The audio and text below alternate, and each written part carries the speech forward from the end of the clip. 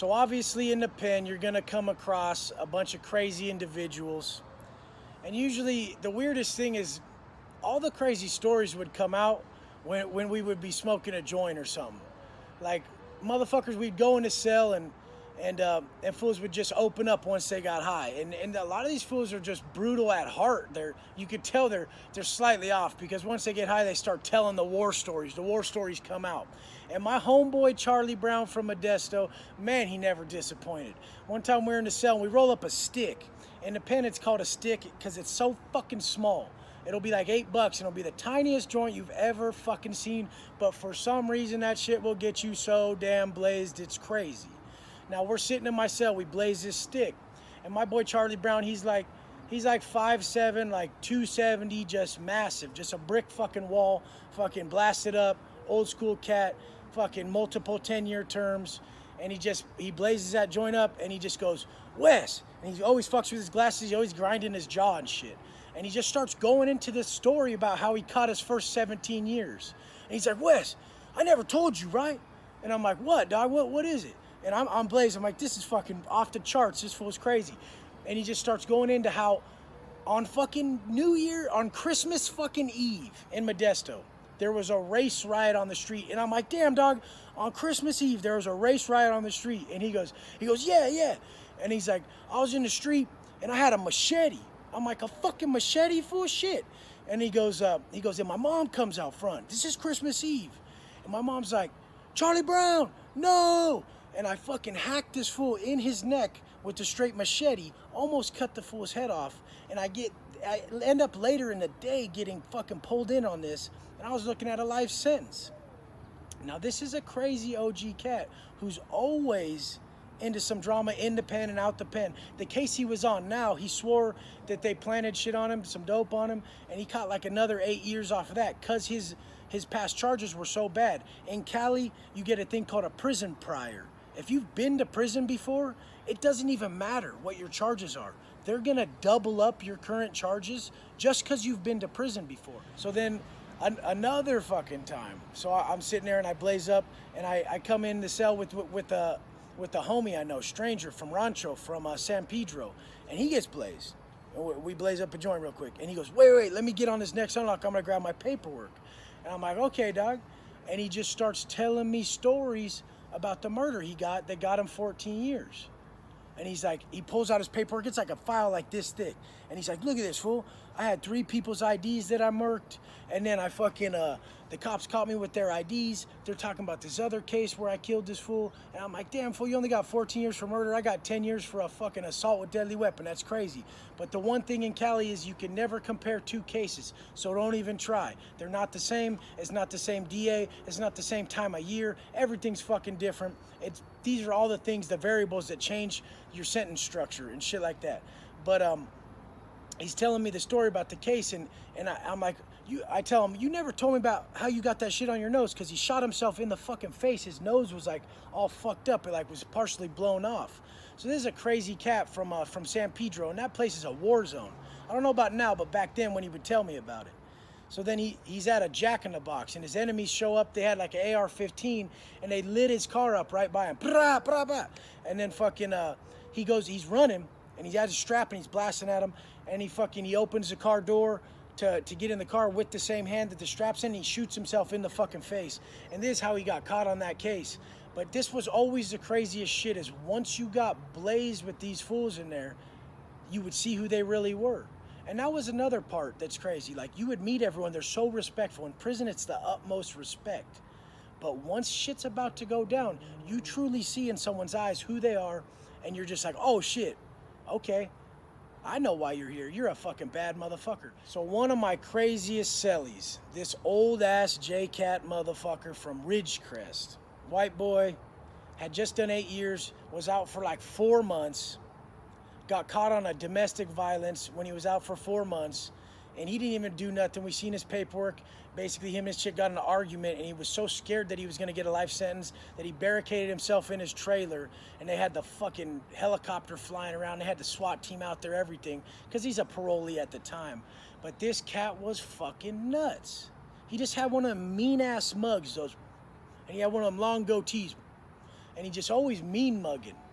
And I would just always get on his case, like, man, wipe that shit off your fucking face, man. You're giving off the wrong energy to me. I don't like it, you know. And then this is the same type of cat who I look over my rack. We're in the cell on a mean lockdown, and I look over, and he's writing on his fucking shit.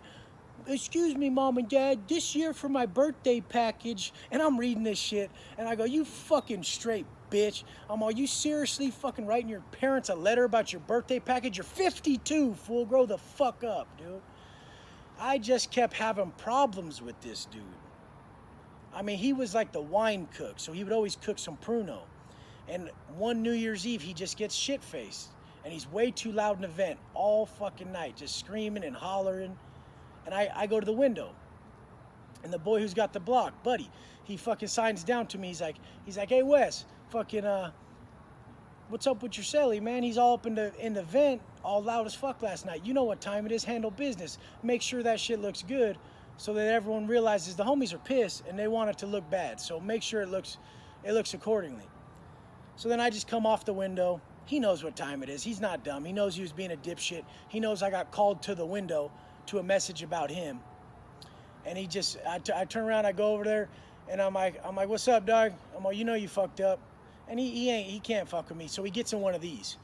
Like, he's an older cat. He gets in like the old boxing stance. And I'm like, motherfucker. I just go up and I just hold his arms down. Bah, I just hit him.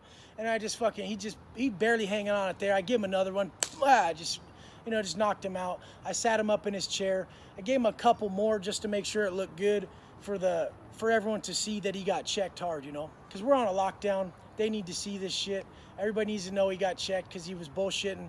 In prison, you don't get in the vent because everyone's sleeping. And if you go in the vent and you're talking loud at night, it's massively disrespectful. We don't play that. Every race is sharing that vent. There can be homies there. This is 2 tiers, so there's 4 people sharing that vent, and it's loud. It's nighttime. Motherfuckers are sleeping. Have some damn respect is the way we look at it. We carry a 10 to 10 rule. But, so then this is the one time that I served this fool right there, just because he had to get checked. Another fucking time, we were on it was like a 9-month lockdown for a riot that happened, and so we finally come out. The first time we go to the chow hall. Me and him go in. He's got to hook up with one of his homeboys. They give him a fat-ass tray, and I'm sitting there. We're starving. In prison, you're always fucking starving. You're always hungry. People ask how I'm ripped right now. I starved for 10 years and worked out. My body doesn't even know how to put on fat no more. It just fucking knows that, hey, use that shit for muscle. We might starve again for 10 fucking years. You see what I'm saying? But we go into the chow hall, and he gets this massive tray of eggs and all this shit.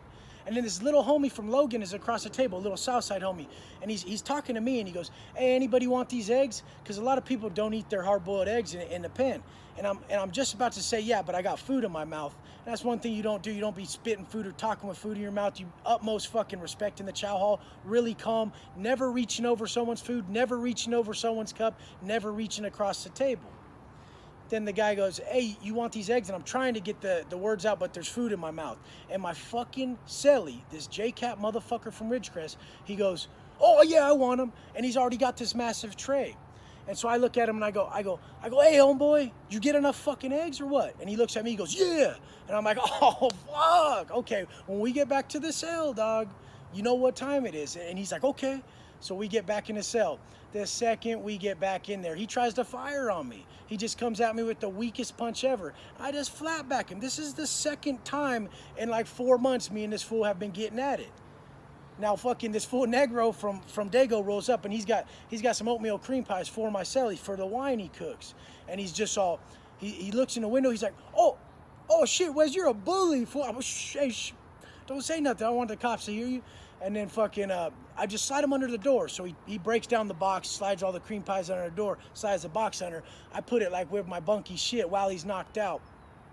And I mean, I'm just telling you, like, if you ain't okay with fighting and shit, if like violence strikes you as some sort of weird way, like just realize like prison ain't for you, because you're gonna get in a lot of fucking fights. Even my second day in county jail, the motherfucker who had the block was a straight dipshit. And I roll in and they're like, hey, this fool has to get checked. I'm like, okay, I got it. And it's like this short fucking kid and this kid Jeff, and they're like, they got a lot of time ahead of them, but they're acting like fucking they're too badass, and they ain't. They're soft motherfuckers. So I'm like, get the fool in the cell. It's this fool Alan Baker. Alan, if you're watching this, I love you, dog. You had my back when we got to Donovan.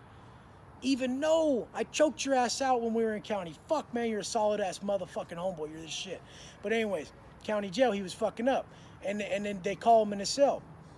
I guess he was pushing up trying to get the block, and you know, Big Dog rolls in. They're like, "Hey, we need your help." I said, "I got you." Hand always stays raised. That's me. It's just how it is.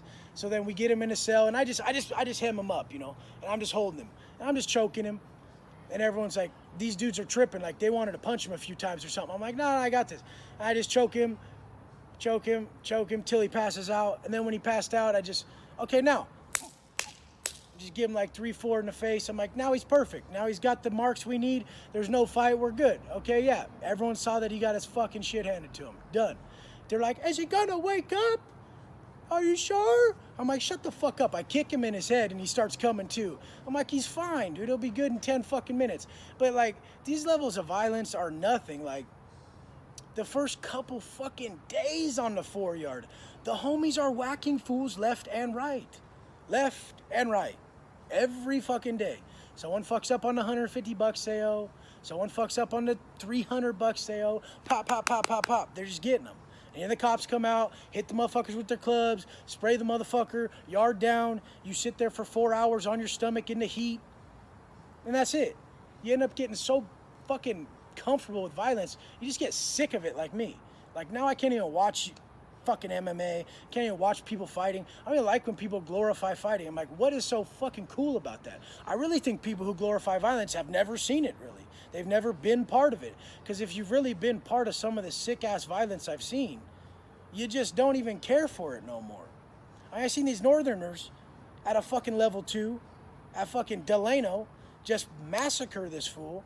They rode his fucking body down the metal stairs. Like, they were poking the shit out of him upstairs. They all took it to the stairs, and they basically fell down him on top of the dude. Thump, thump, thump, thump, thump, thump, thump, thump, thump, down the stairs. They all rolled, and then continued poking the shit out of him at the bottom. We're just like, Jesus Christ. Someone's getting a life sentence. That dude's dead. And everyone always asks, how many people die? Everybody fucking probably dies. You don't hear about it. You're not going to get on your phone when you have barely any time to call your chick or your friends and Google, did Jorge Sampson die? No, you're not going to do that. Like, people might tell you, hey, that fool died, or you might hear about it on the news or something. They don't even put that shit on the fucking news unless it's a cop that gets whacked or a cop that gets busted bringing some shit in. They don't talk about the shit that happens in the pen. My homie fucking Manny, this is one of the biggest things when I ran into Manny from OC. No tats. He told his grandma he wouldn't get none. He did 11 years in the shoe. He'd been down like 16 years. His knee was all fucked up. I'm like, hey, Manny, how'd your knee get so fucked up? The gunner was shooting for another motherfucker's head during a riot, blew his fucking knee to smithereens, just dusted that knee, and he had to get surgery after surgery after surgery on that shit because that Mini 14 turned his knee to fucking shrapnel. Now, that fucking dude said something that'll stick with me till the day I fucking die. Thank you, Manny. Thank you. Because he fucking told me. He fucking told me, man, Wes, I got 17 years. Everybody told me the time will fly, Manny. Don't worry. It's going to fly by. And I always told him from the first day, I don't want any fucking day of my life to fly by. This is my life. I'm going to enjoy it wherever the fuck I am, and I'm going to do my best every day. That shit hit me so big. That shit was massive. Always remember that.